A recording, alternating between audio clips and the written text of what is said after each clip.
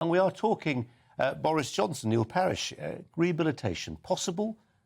Yes, I think it is always possible with Boris. And of course, my wife and I attended a 60th birthday party with a local butcher friend, and lots of people sort of bounced up to me, a pub owner and his wife, "Oh, you shouldn't have got rid of Boris." And it's interesting what's going on out there. He's sort of we're as divided when he goes as when he stayed, really. And I think, you know, because the Brits, we are great at sort of loving our leaders when they're gone as well, aren't we? You know, and there's an element of that. But there is still a lot of support out there for him. But of course, it's still that business where, you know, what I call a lot of down-to-earth working people really like him. I think the more, dare I say it, the sort of slightly more sophisticated, but also those that worry about our sort of status abroad, the sort of not being entirely knowing what the truth was with Boris, came home to roost. But it's a great shame, really, because we have a huge communicator in Boris, and we're losing on the status abroad thing. Yes, he's got to be one of the most. I mean, as an emissary for the country, he's got to be one of the best-known leaders in the world, hasn't he? I mean, so as part of Brand Britain. But yes. We'll come back to you. Just for Tim Montgomery, just that point about he got the biggest cheer in that speech when he said, "Twitter's not real life," or words to that effect. Yeah. What do you make of that? Well, he's completely right. I spend a lot of time on Twitter. I think perhaps you do as well, Colin. Too much. A lot of journalists do. But of course, the people on Twitter, you know, evidence overwhelmingly says they're much more left-wing. They're much more obsessed with politics. Yeah. Whereas them, you know, they're probably much more interested in us discussing something like this rather than probably today, where the cost of living and the weather has been much more important for perhaps the average voter. So he's completely right on that. But on the general question, Colin, you keep introducing me correctly as a former advisor to Boris Johnson. I absolutely believed in his potential. He's clearly got gifts of communication. He could connect with people like no one else can really in British politics. But, unfortunately, during his time in office, we haven't controlled immigration. Our taxes have risen. We had lockdowns, which offended a great deal of Conservatives who cared about civil liberties. A lot of the promise of Boris Johnson never really became the reality. And so, yes, you see on a day today, his Commons performance, no one in the Tory leadership race could match that performance. He entertains, he makes us smile, he makes us laugh. No one can get close to that. But the fact is, honestly, is Britain in a good place at the moment? Is Brexit working as well as it should? And I'm afraid the answers to these questions aren't positive. And so, yes, we can feel romantic and sad and mixed emotions today. But very sadly, he did get Brexit over the line. He did defeat Jeremy Corbyn. But since then, I'm afraid his list of achievements are pretty short. Since then, Neil Parish, did the wheels come off? And I'm going to make this very binary. Yeah. Because Dominic Cummings left or because lockdown had to happen?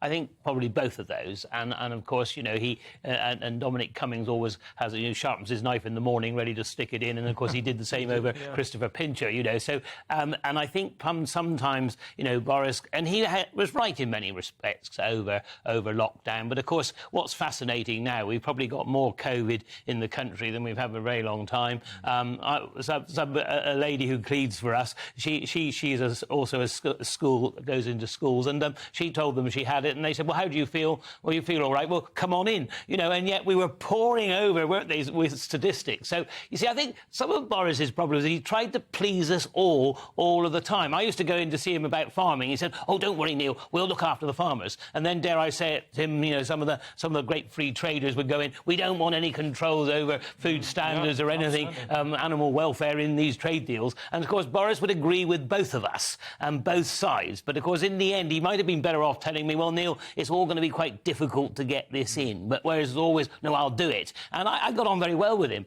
But, you know, that was his trouble, and I think. And he pleased, you know, tried to please everybody, very enthusiastic, like I said, very good communicator. But I think in the end, you have to have a direction of travel. And if, dare I say it, you know, because you were asking just now, weren't you, what was the philosophy of Boris Johnson? Well, the philosophy was to sort of get out there, communicate, get elected, and get on with it. And yes, get Brexit done, but then once we got into Brexit, are we making... You know, we should actually be challenging the EU on all these rules they're putting our exporters through. You see, lots of things we should be doing. It seems to me we're perfectly capable of creating rules of our own doing that aren't necessarily the right ones. In terms of people who influenced him, I'm just thinking of Carrie Johnson's role, Yeah. in particular with a legacy, I'd call it a landmine, a policy landmine, which hasn't yet even started to go off. But I think as a farmer, you will worry about it, and I'm sure you've got farming friends who will worry about it too. The animal sentience bill will cause enormous problems for the rural community in years to come. And that was Boris arguing at the behest of Carrie Johnson. Yeah, there was definitely an axis, between not only Carrie but certain ministers within, within government, and I think that was a real problem because I think, as the Prime Minister's wife, I'm sure you can actually say to the Prime Minister, "I'm not very happy about this, that, and the other," and I'm sure, my wife certainly tells me that, certainly lately. But like I said, what I think she shouldn't have done. And you see, and there was another issue, because I'm a farmer, and you see, I'm really keen on where there are infected badgers with TB. Unfortunately, you do need to cull them because they spread it to your cattle. Carrie was very involved in stopping a cull in Derbyshire, and all the farmers knew that. And so this was wrong, I think. And so, let's sort of move forward from that. And I think, I think Boris will have a great legacy, but I think, like I said, unfortunately, the world caught up with him, really.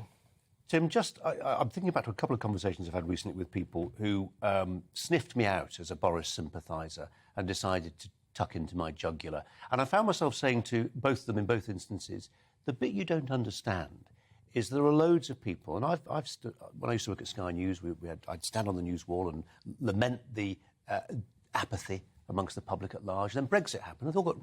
Suddenly we saw a massive amount of political engagement, which we then didn't like, or at least sections of the media certainly didn't seem to like. And I know lots of people in my hometown of Bradford. Certainly I can think of my sister who still works on the co-op there, and she's not politically engaged, but she knew one big thing, and that one big thing was she remembers that Boris delivered Brexit. Yeah, absolutely. And it was a huge, and I think probably the most consequential decision he took as Prime Minister. I don't know whether Neil would agree with me on this. Got lots of things wrong. Like, I don't really understand why we have a pro-Parliament. But when he threw out those 21 MPs who were resisting Brexit, it couldn't have been the clearest possible message to your sister and other people that actually he was serious. When you were willing to expel people like Ken Clarke, you were absolutely communicating to the electorate, we're going to get Brexit done, because the media in Westminster were horrified that the Conservative leader. The problem was, I think, after that, he never really invited everyone back. Once Brexit was done, he didn't reunite the party. He didn't bring the big beasts and talents into his cabinet. And I think if he had done that, we might have had a much more successful government than, unfortunately, we have had. Neil, before we let you go, I did a monologue yesterday, which for technical reasons, didn't really work, but it was exploring that speech, the address he gave last week. He used the phrase deep state. And I know what he meant, and he meant the establishment. What used to be a conservative establishment has become a very progressive liberal establishment, hasn't it? But phrases like deep state, doesn't it belong on the internet?